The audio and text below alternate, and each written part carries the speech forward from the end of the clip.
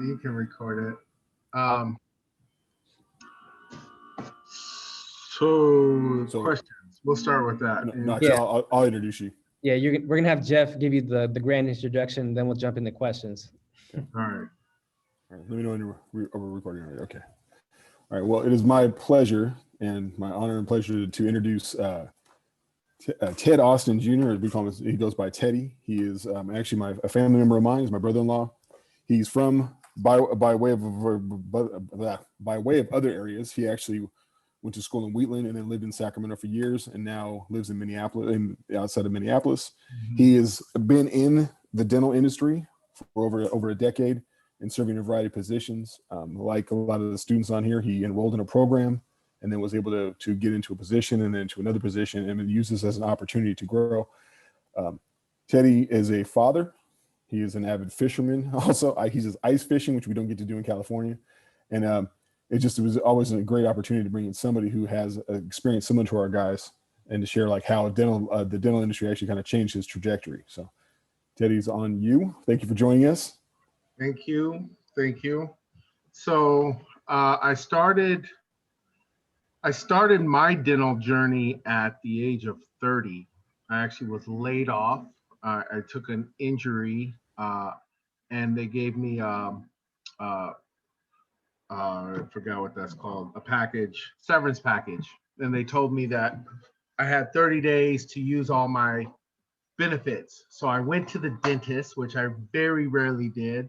And the dentist said, all I heard was numbers and things, and gave me a list of how much it was going to cost. And my mouth was on the floor. I had periodontal disease that was irreversible. I had cavities and cavities upon cavities. I had to lose a tooth, and then I had to get a crown here and a crown there. And I felt like this is something I didn't want to do anymore. I didn't want to pay for anymore.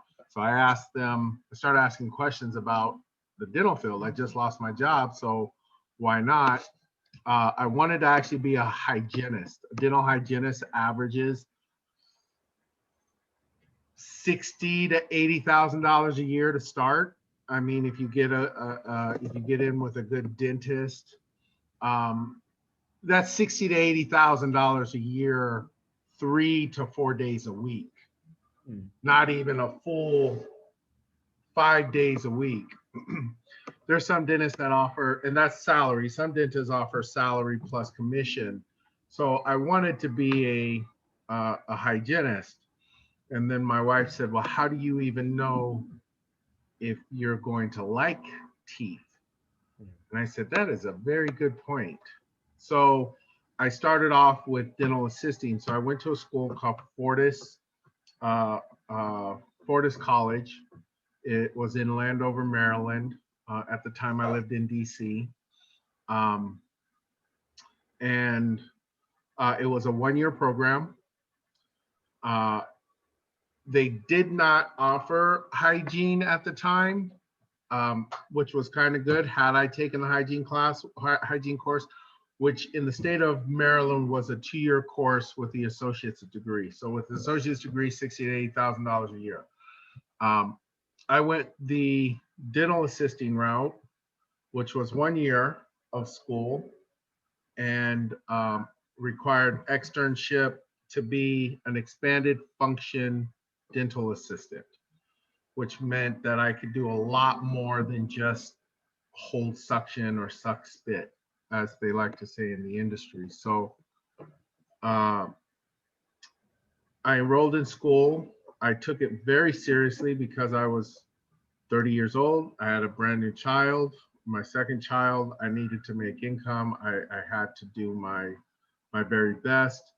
I graduated top of my class, and you have to go on externships before you complete the program. I'm not sure if it's the same in California, but 6-week externships at 2 different dental office sites.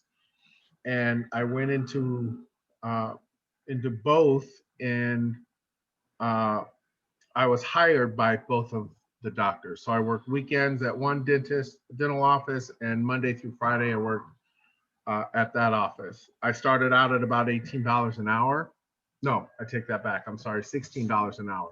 This was 10 years ago though. So I started out at $16 an hour at one office, and I was $15 an hour at the other office. I was certified with under DANBY, which is the Dental Assisting National Board, for radiology, so I could take x-rays. There's another major test that you have to complete, which is the ICE or ICE, which is infection control exam. And then the last one is chairside assisting. In the state of Maryland, each state has their own guidelines or their requirements for you to be a certified or a licensed or no license. So there's 3 different assistants. Most states allow for no license. You're very limited in what you can do. You make the bare minimum. You can only generally suck spit, clean instruments. Licensed is state. So you're just licensed within that state. DANBY is certified. It gives you a little bit extra extra whipped cream and topping on your cupcake. So I was never certified. I was only licensed. I just took my DANBY, hired on by both externships, and I absolutely loved dentistry. It was amazing. I still to this day have periodontal disease, 2nd stage. It doesn't go away, but as you can see, I have all my teeth, well, most of my teeth.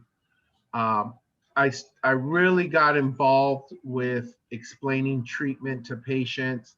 I really got involved with chart management, and a patient would come in for a procedure like a filling, but I'd read through their chart before they got there and found out that they had a crown on a different tooth that was more important. And when they would come in, I would kind of go over the reasons why they should do the crown before the filling, which I would obviously do.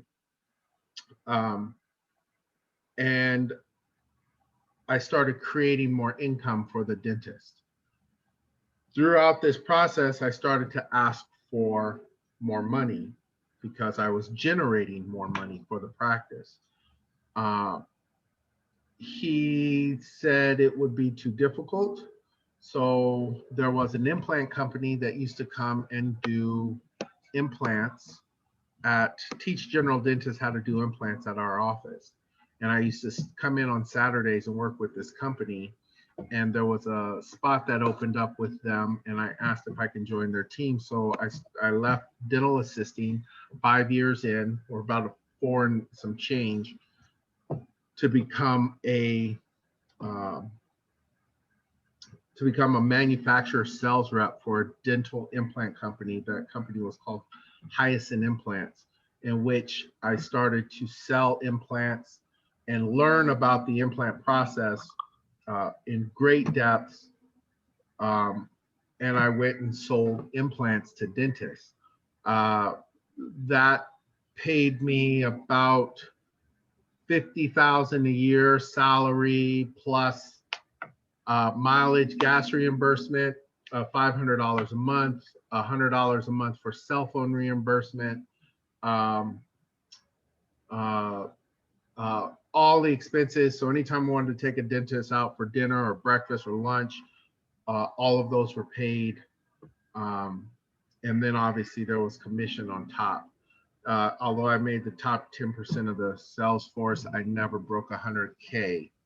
But it was an amazing experience where over 5 years, I went from a territory rep all the way to a branch manager, moved from Washington, D.C., and started a branch here in Minneapolis, Minnesota, where I currently reside. I ended up leaving the dental implant world for a company called Benco that supplies all dental products to all dental offices. They fix the chairs, they sell the chairs, they build offices, 44,000 products. So I went from being an expert in one to not knowing anything about, not being an expert in anything. I just swam right at the top of the pool, never dove deep in about anything.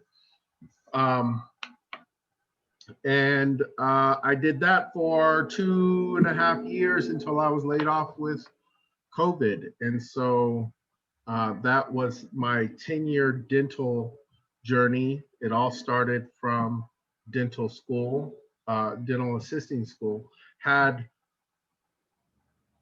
Looking back, if I could do it over again, there was a dentist I met by the name of Dr. It was either Conley or Connor Conley. He's in Maryland. He had his dental school paid for by joining the service. He joined the service. He was an assistant in the service. He finished school, wanted to be a dentist, joined the Army Reserves. They paid for his entire dental schooling.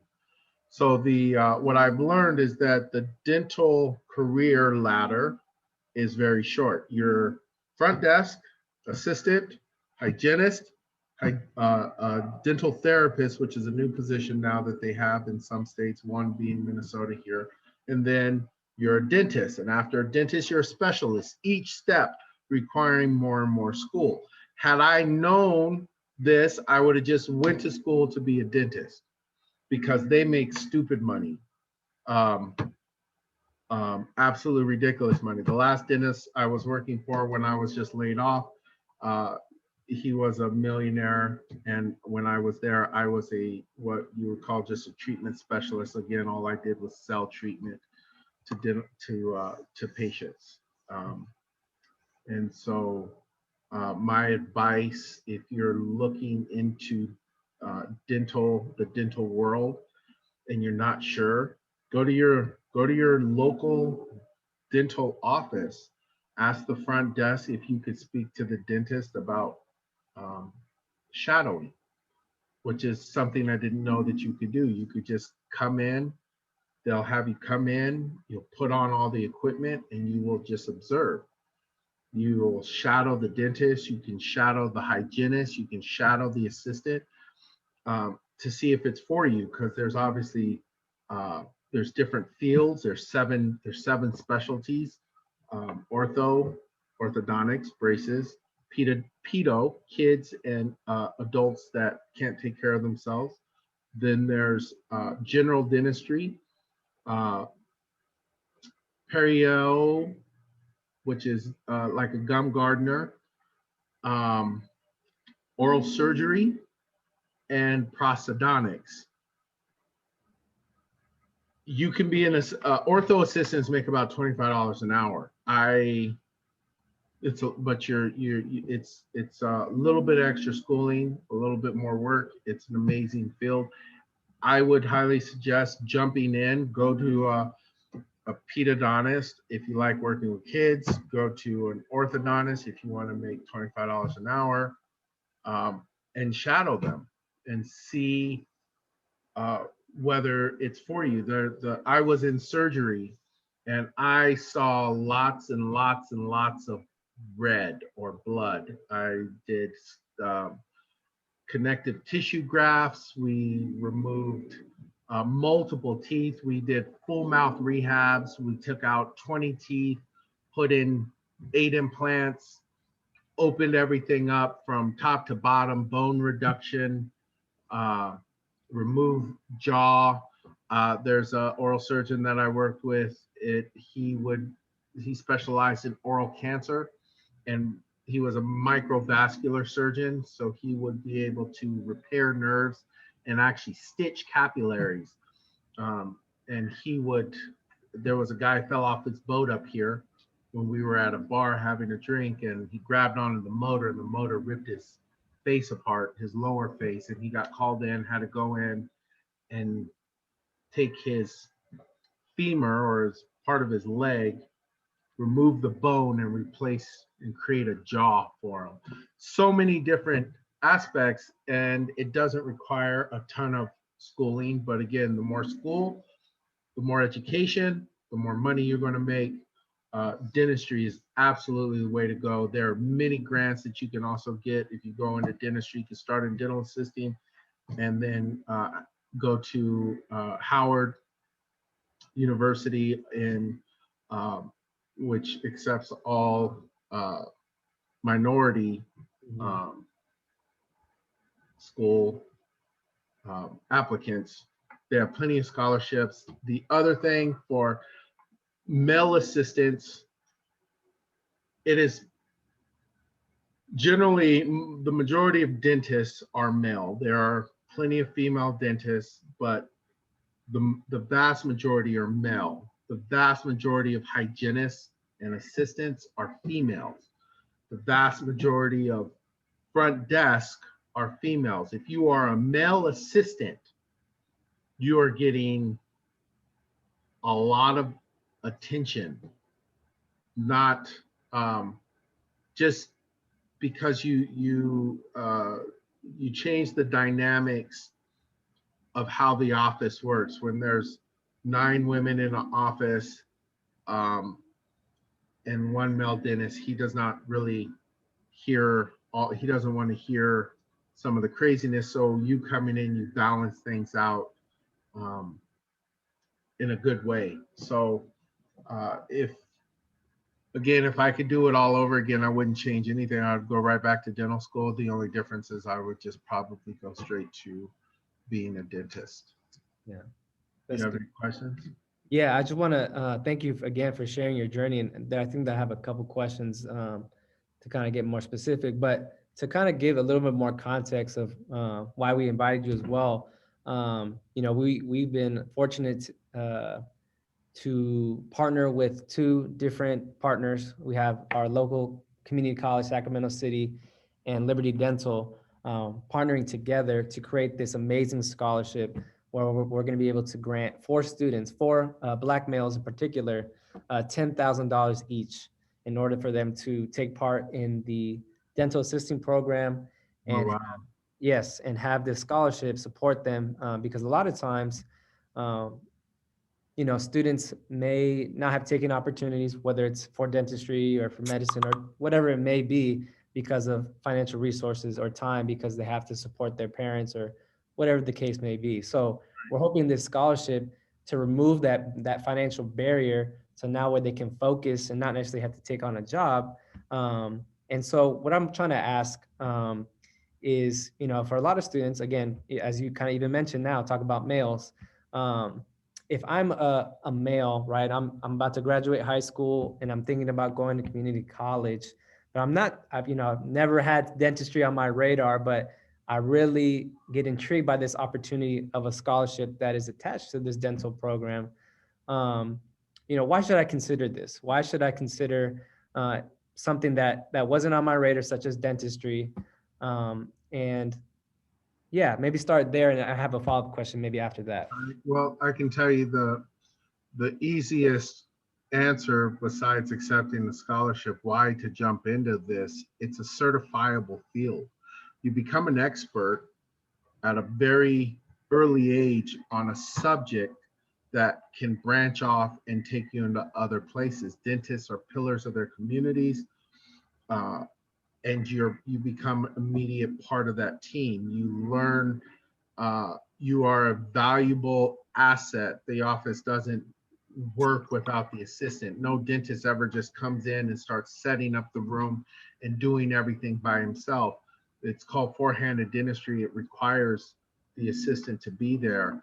As a Black male in the dental field, there's another reason that involves the culture of Blacks going to the dentist, in which there are a lot that are uneducated about why, and they don't necessarily trust other dentists, predominantly because Right. of race. So I can't tell you how many experiences where I was able to change a person's life. There's a different feeling when you're able to help someone understand and trust and learn. And I was able to just make a world of difference to thousands of patients. Mhm. I mean, those are just a few reasons that are outside of money. Yeah. And then if you want to throw on the money, it gives you a direct, clear path with money, and you can always go back Yep. to school to do more. Yeah, that's so good. And I think um, one of the things you're getting at is representation, right? And it's crazy to think about this stat. One of the advisors, are I believe she's the coordinator of this dental assisting program at the college. She says she can count on her own one hand how many Black males have actually gone through the dental assisting program in her last 20 plus years of being the coordinator of this program.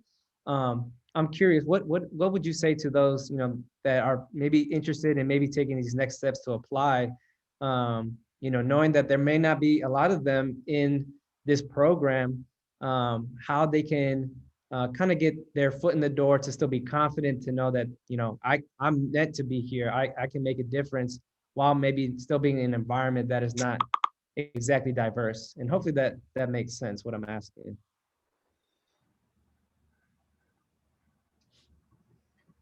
Um, that is a lot. Can you re-ask that Yeah, question? I got you. So representation is very, very important, right? And I think, if I'm a student going into a program that historically doesn't have students that look like me or to represent me, or maybe teachers, or again, even the field, right, that doesn't necessarily represent me, Mhm. how can I still be confident enough to be like, I'm still meant to be here. I can still find the support that I need. And again, I'm kind of getting at your own experience as well. Yours is a little bit different because you were older and you had a different motivation for your kids. We have young people. They might not have kids, or they just got laid off, but they're thinking about the future. But I think representation is a key piece, and especially in this dental assisting program. Um, Thank you for rephrasing that. Absolutely. To be able to be a trailblazer, um, or to have the understanding of, or the mindset of you're why you're doing this is the most important thing, I believe. It's not just because my parents said I have to do something. Right. This is truly a career field that can take you from, um, that has its own specialized field. There's constant continuing education. It's a growing, uh, evolving thing that, you're part of a different team, and then it creates, if a person never went on to do anything else other than be an assistant, you can be an assistant for a very, very, very long time, but then you can branch off and do other things. The to be It's hard for me to relate if there's not a lot of blacks that are in the school in general, because in Maryland, it was 95% black, and I was not the only male, but I was the only male that finished and stayed with it. Mm. Others did it a little bit and dropped out because they felt like maybe it was a pride thing, maybe it was an ego thing, but I felt, for me, I looked at it differently. I'm not just the female assistant. I am an expert in this field. I'm going to just be the best that I can be, because uh, I had to be. It's just what drives and motivates myself. But I can only tell you how rewarding it is to complete it, to know that, for those that's not going to a 4-year it's a 1-year course or a 7-month course, to complete something besides high school that allows you to generate that much income is like a step. There's a great picture, an illustration where there's two ladders going up into the sky, and one has 1,000 little steps, and the other one has 20 big giant bars, but you can't reach the first step. Mm-hmm. But the little steps, you just take one step at a time Yeah. to get to your ultimate goal. That's the only thing I hope that I answered your Yeah. No, that's question. great. And I love how you're talking about income, because that's something I know a lot of young people, especially the ones that we work with, thinking about money, again, talking about barriers and challenges that they've experienced within their families. One thing is that they want to have a better financial situation, right? I'm curious if you could share, I know you shared a little bit too of kind of like hourly and salary, but maybe some, just like, um, it might be different where you're at too, but just kind of the salary ranges or just kind of how much certain professions can make, because I think that will give an indication too of kind of of a career, right? Not so much, not even just a job anymore, but Yeah, really a career that will help them financially for their future. right. So a job is what you get when you have an hourly rate. That I had an hourly rate there too, but a job has very little function. It's you go, you punch a clock, you do the assigned task, and you leave. A career such as dental assisting, as I said, it evolves, it changes. The doctor takes you to courses. There's certifications you have to redo, licensing fees that you have to repay, but in return, that's what allows you to collect a larger check. The more you know, the more you get. There are many doctors or dentists out there that did profit sharings as well, where a portion of the profits and the proceeds you were able to share with that. It's called profit sharing. A lot of them also did trips. There are dentists that I work with that every year they would take their entire staff and they would go to Mexico or every year it's a different thing. There's also something that I never thought of that's rewarding, which was volunteering. There's mothers, a mission of mercy.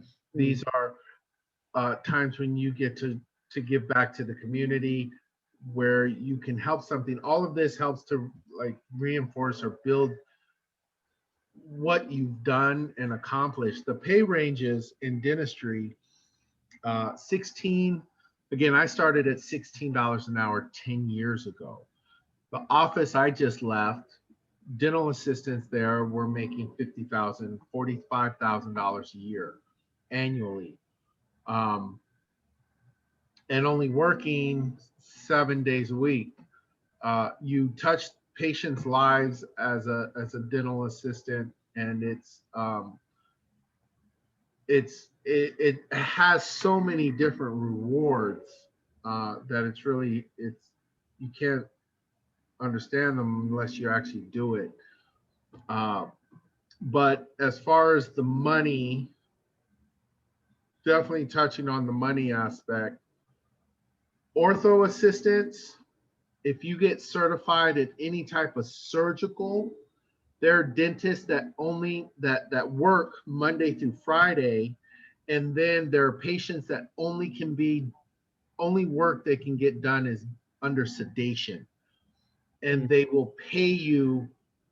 They do it on the weekends. They may have 2 or 3 patients on the weekend, but they'll pay you $200, $300, $400 for those 3 patients just for you to be there with them for the sedation and putting them under. You're not the one putting them under. There's an anesthesiologist that's doing that, but you're there assisting them while they are under, because heart rate needs to be monitored, blood pressure needs to be constantly monitored. The patient can't be left alone.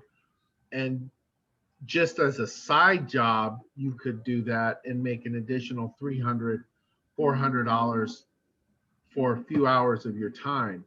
I imagine right now, and I'm not sure in the state of California what the the going salary is, but I know that 10 years ago, orthodontic assistants were making $25 an hour. Hmm. So that's huge money Yep. for a year of school. Now, if you go back and do hygiene or a hygiene program, that's $60,000, $80,000 a year, and you're clean. All you're doing is you're cleaning teeth, and you're on the next level of professionalism. 60 to $80,000 a year is about five before taxes. It's around between $4,000 and $5,000 a month. Yeah. Wow. That's good. Yeah. The guys love to know the numbers, man. So I appreciate you sharing. Jeff, it seems like you got a question. Oh, I do have a question. All right. I'm sorry, $5,000 a month after taxes is only $60,000 a year. So throw on a couple more. My math is jacked up. And to the people watching this, Teddy is also a couple hours ahead of us. You know, he's at a full day work, and it's nighttime. So you're talking to an 18, 19-year-old, or you're 18 or 19 years old. You think back when you're that age, how would your life have been different if you would have taken this if an opportunity would have presented? Scholarship, you got to go to City College, Sacramento. If I was 18 or 19 right now, I'd tell you, no, I'm about to make it rapping. I can do it. I can make it. I could flow back then too. I can do it.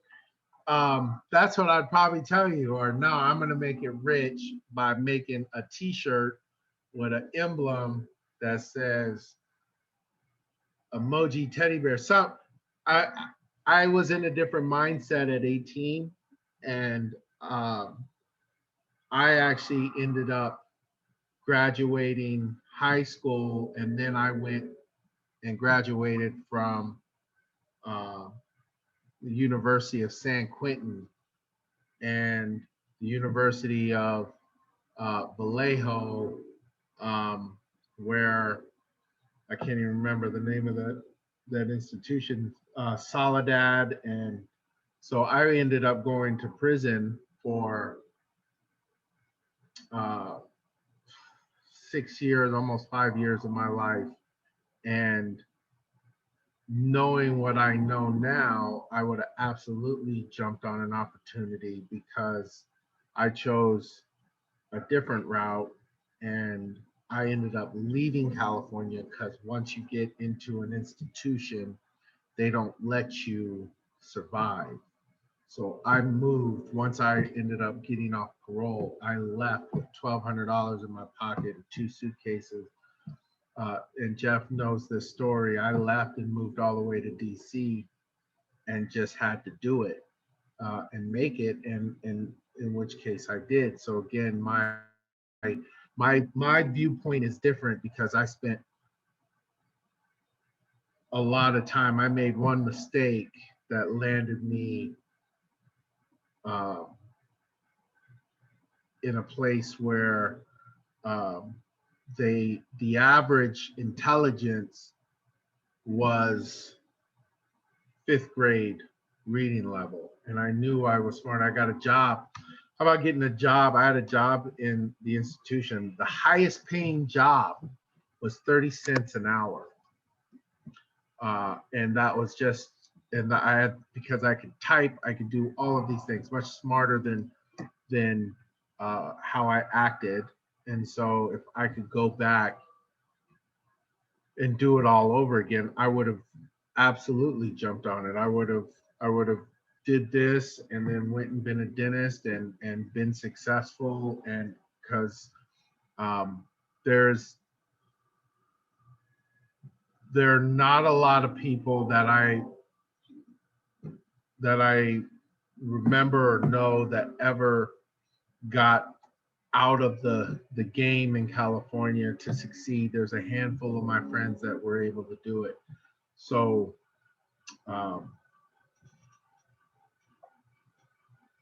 it's the real game there is to put you in jail so that you cannot succeed. It's a repetitive cycle. You cannot succeed. So thus for once you get out of jail, you can't get a job because it's it's too competitive. There, everybody that is not even close to the game, it's competitive for them. So what are you left with? Labor, industrial, uh, jobs that one would almost say are demeaning. So if you have an opportunity to have a scholarship, pay for your schooling, your books, your licensing, for you to get out, to be guaranteed a path of income, a path for success, take it from me and jump on it. Yeah, that's great. That's great, Ted. As we start to kind of land the plane, I want to fast forward now, as you kind of mentioned your previous journey as a young person, but now, have accomplished 10 plus years in the dental industry game. Can you recall maybe one of your most rewarding experiences in your dentistry career, and maybe why that is so? There's so many. There's patients that I've helped there are patients that that haven't bitten into an apple in 20 years. And I helped them with full mouth rehab be able to bite into an apple, and the tears of joy that come over them right in front of you, and they're hugging you. And I mean, that's one. When I worked for the implant company, I taught general dentists. I got numerous amounts of thank yous where I have taught general dentists how to place implants, and the money that I've made them, just they poured over with thank you cards. As a matter of fact, when I lost my job, I've had dentist after dentist after dentist reach out to me. I've had several dentists when I was laid off told me to come over to their office, and they gave me envelopes, just envelopes of money, just saying, here, thank you for supporting me and making the money. I'm here for you. There are dentists that just said, if you need a job, I'm here. Yeah. So I there's multiple, it's rewarding beyond just the simple words of, Right. you know, so. Yeah. So good, Ted, man. I can't even imagine that, not being able to bite into an apple. So simple. Yeah, that's crazy. There's people that take their teeth for granted, and once they're gone, they're gone. And they always say, "Oh, I hate my teeth. Give me dentures." And then we take their teeth out, give them dentures, and then they can't chew. They slide around. They fall out when they talk, and they're like, "Why did I do that?" Yeah. And it's there was a 22-year-old girl not too long ago, 4 months ago, 22 years old, took out all her teeth. Wow. 22. She said, I hate them. I want them out. I said, honey, you don't want to do this. You don't want to do this. Just keep them, work. She worked at Subway, and just pay what you can, fix what you can. You don't want to take them out. And she took them all out, said she was giving her boyfriend gummies. And I just didn't understand how you could do that. And then we put the dentures in, and we had to remake them 4 times. Every time she left the office, she left in tears, like, my teeth aren't. I don't know what she was thinking that they were, how they were going to be, but Yeah. so. I got final question on my end, and I don't know if Jeff has anything else, but if I'm a student and I'm watching this and I'm hearing what you're saying, but I'm still maybe on the fence, what would be your last maybe piece of advice would be if I'm kind of like on the fence thinking about this opportunity, like I like the idea of getting $10,000, but I'm still not sure about dentistry itself. What would you tell this young person to, hey, you should go for it? What I would say is, what else do you have to lose? If you try and make it, you're guaranteed a route to success. If you try and fail, then you can go back and sell your t-shirts or start writing them rhymes. Or you could still write your rhymes, but have a guaranteed route to pay for your beats, because those are really expensive. But that's what I would say, um, that you have nothing to lose. Yeah, that's so good. Nothing to lose, but all the world to gain. Jeff, you got something else, man? I have a number of questions, but I got to say, I remember when Teddy had this conversation about doing this. Now, by the way, I've been in education. I've been around people for a long time. Nobody I've known has gone into the dental field. Crazy enough. I remember Teddy sitting there. I think we're driving him and who is now his wife, to the airport, and he's got this plan. And one thing Teddy always had was a plan, right? But the idea, like, but next thing you know, he's telling his sister, I'm in school, and she's proud of him. And then he's like, I'm graduating, and I got a job, and then I'm doing this, and to see this go from like an idea to where you're at, man, it's been amazing. And to know where you've come from and all that you've done to fight in this. Our guys are going to hear this video and not understand, like, to leave your son in another state and be like, I got to go somewhere else to chase this, to make an opportunity for him. To now he's like telling me, Bruno, fly your son out to go do this thing. He's going to all be there for the weekend to see you guys and do these things. It's been amazing. And I think for our guys, if you take away nothing else, be like, what I took away was, why not? And it's been an amazing, and you exemplify like what we're trying to show our guys. So I appreciate you for coming on here. And okay, I'm going to ask this from a dental assistant. What are they not doing on a daily basis that they should be doing, like with their teeth? Like, I just on the most base level. Floss. Okay, I had to ask. Floss. I know if you floss and blood comes out, what that means is that there's bacteria under your gums, you have gingivitis, and that it's bleeding to get the infection out. You floss for 3 days, the bleeding will stop. Your gums will automatically be healthy, much healthier.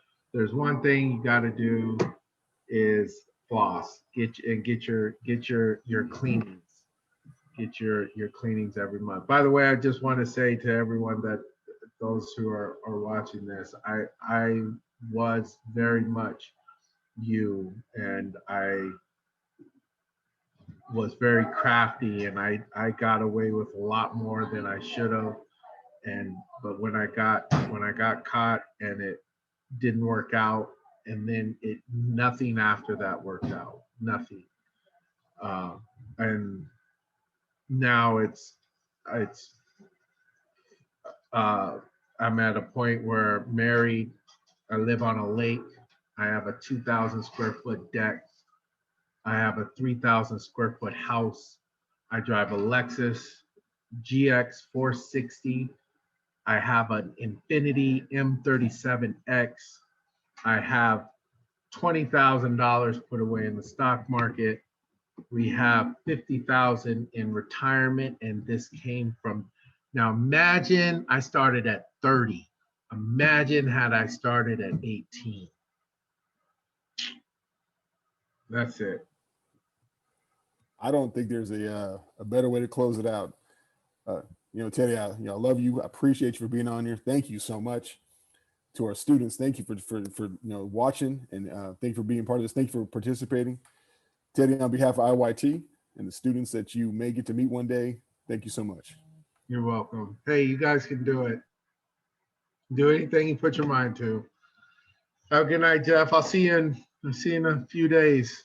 Yes, sir. All right. Thanks, Renato. Have a good one. Likewise. Thank you. All right.